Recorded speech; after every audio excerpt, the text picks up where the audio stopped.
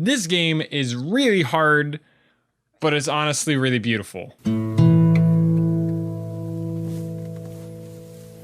There's a reason that indie games are their own sort of genre within the video game market, and I highly recommend taking the time to indulge in games that may be a bit rough around the edges, but aim to be a true work of art. Case in point, The Flame in the Flood for Nintendo Switch. And Steam and PS4, but I played it on Switch, and it came out in like October, and apparently I'm really late to this game. Whatever. This is a game unlike any other title on the market today. Through its presentation and difficult gameplay, it delivers a beautiful experience that is worth the $20. Even more worth it if you find it on sale. If you don't prefer the gameplay per se, I'd highly recommend the soundtrack for this game at least, as it single-handedly sold me on the game in the first place, and the entire presentation is built around it.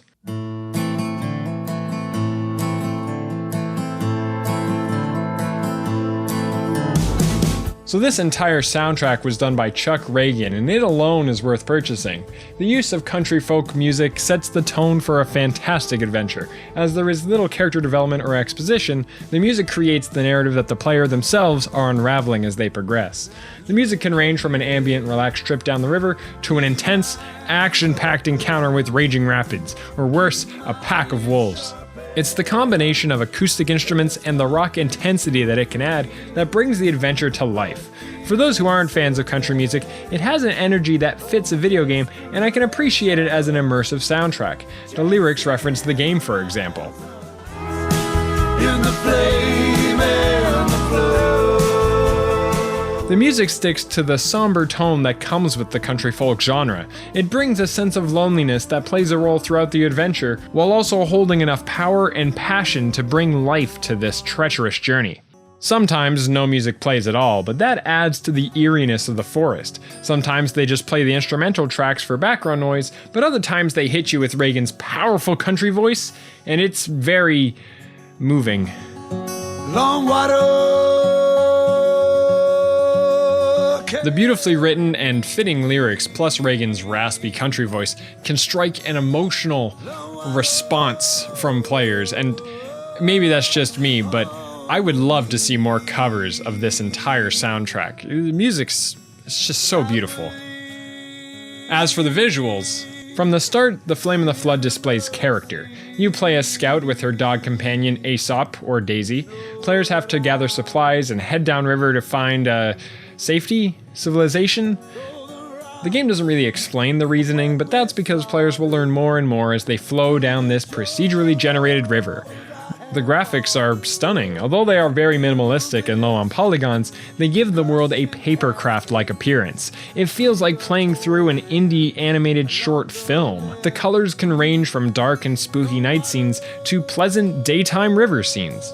As for the other characters, the enemies look like monsters. The papercraft look gives the wolves and boars this exaggerated appearance. They don't look natural, but considering how destructive they can be, their dramatic appearance will startle you. Speaking of the wolves, they are a prime example of how the animals feel very alive. From a gaming standpoint, they howl in the distance, warning you of their presence, but then they dash around just out of your vision and can sneak up on you suddenly. God dang it! Gets me every time. It's very lifelike because that is how wolves hunt in the wild, but they are just one of the many creatures and characters you'll meet throughout the adventure.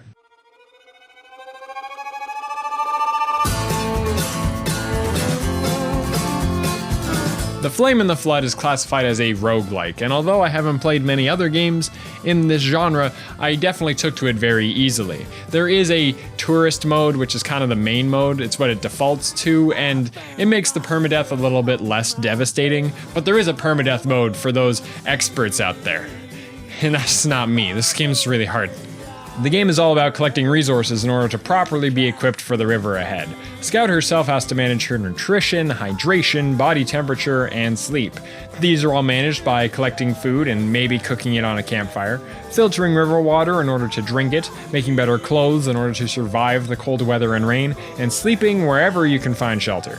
There's also the raft, which can break very, very easily, but there are a lot of upgrades to get. The river controls are a little tough to get used to, but I think that was done on purpose, since the current itself should feel almost too strong for the player. Also, it makes the rudder upgrade a lot more beneficial. The entire game, however, is a mixed bag in my opinion. I feel like resources are hard to come by, and many times I found myself just continuing down the river unequipped because I couldn't find the one thing I needed to keep myself alive. I could have all the best clothing and tools for catching food, but yet I reluctantly couldn't find a campfire to cook it on, nor the items to craft one. Maybe it's just me, maybe that's the genre, but that was the experience I took away from this. It's a hard game, okay? I keep saying it. Not only do you need to be prepared to survive, but you need to be ready for many unfortunate run-ins with the dangerous hazards throughout the game. Got some bad cuts? Hope you have some bandages. Broken bones? Better have a splint. Snake bite? Better slap some tea on there. It can throw your run into a fight for survival, and it adds to this overarching journey.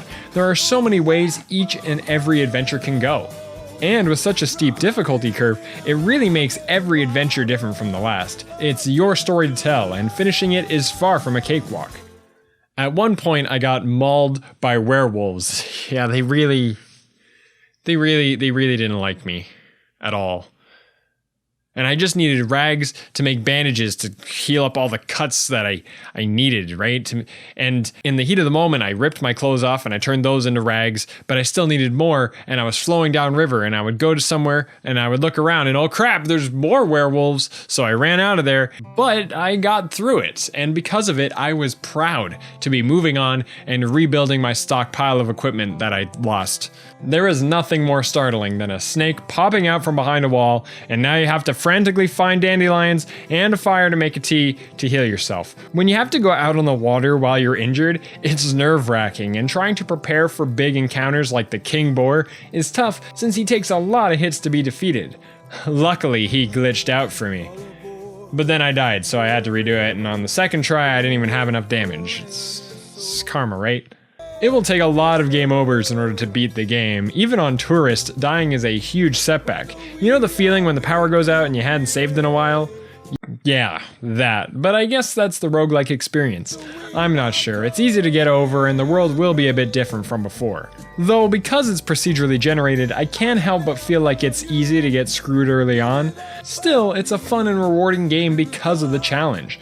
Drudging through the early parts of the game can be slow and arduous, but it's ultimately beneficial to get as far ahead as possible, because by the end of the game, holy crap, it gets even harder, and there is a lot to keep track of. The endgame upgrades to the raft are lifesavers, but nearly every stop has multiple hazards to avoid, and even though you can get lots of inventory space, I found myself maxing out a lot, and I didn't want to throw anything away. I wish I could hold on to all of it.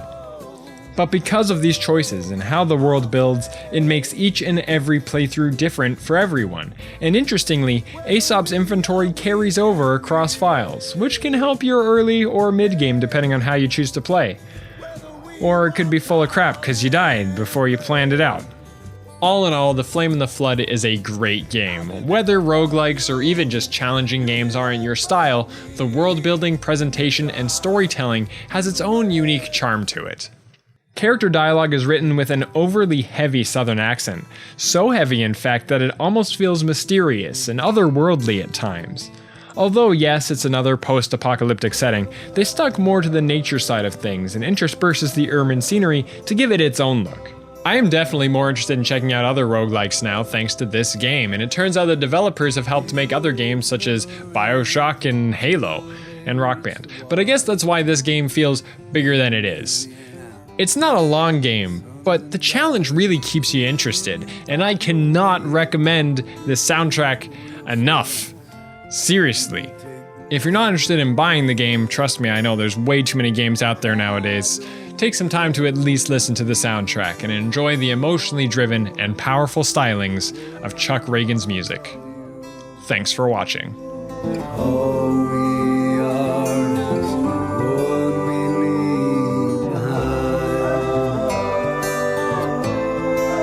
If you enjoyed this video, click that like button, and if you'd like to see other videos that discuss how video games can really impact us, be sure to subscribe.